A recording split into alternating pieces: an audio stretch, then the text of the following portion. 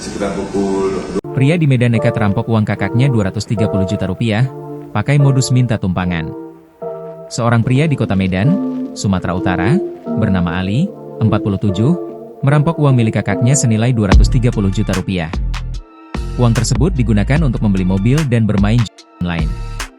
Direktur Reserse Kriminal Umum Polda Sumut, Kombes Pol Sumaryono, mengatakan kejadian ini terjadi pada Selasa, 11 Maret 2025, sekitar pukul 12 waktu Indonesia Barat. Saat itu, karyawan PT Widya Tekno, Adek Fahrizal, diperintahkan oleh pemilik PT tersebut, yang merupakan kakak dari Ali, untuk menyetorkan uang perusahaan sebesar 510 juta rupiah ke bank.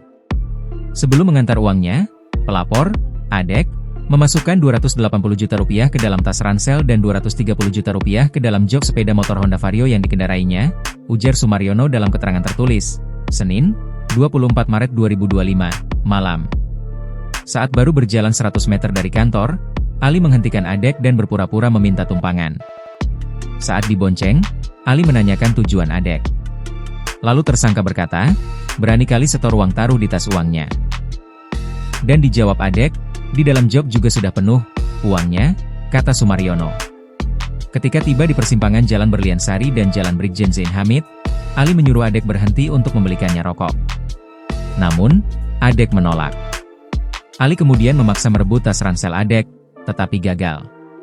Pelaku kemudian mendorong tubuh Adek hingga menjauh dari motornya, lalu membawa kabur sepeda motor beserta uang tunai 230 juta rupiah yang disimpan di jok motor, ungkap Sumaryono.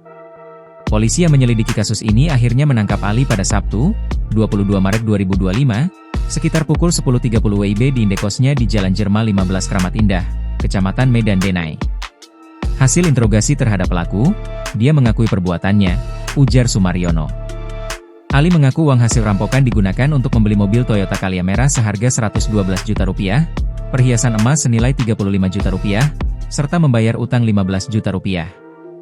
Selain itu, sekitar 50 juta rupiah digunakan untuk bermain judi, sementara sisa uang tunai 3 juta rupiah masih ada di tangannya. Saat ini pelaku kami jerat dengan pasal 365 KUHP dengan ancaman 9 tahun penjara, kata Sumaryono. Download Tribun X sekarang, menghadirkan lokal menjadi Indonesia.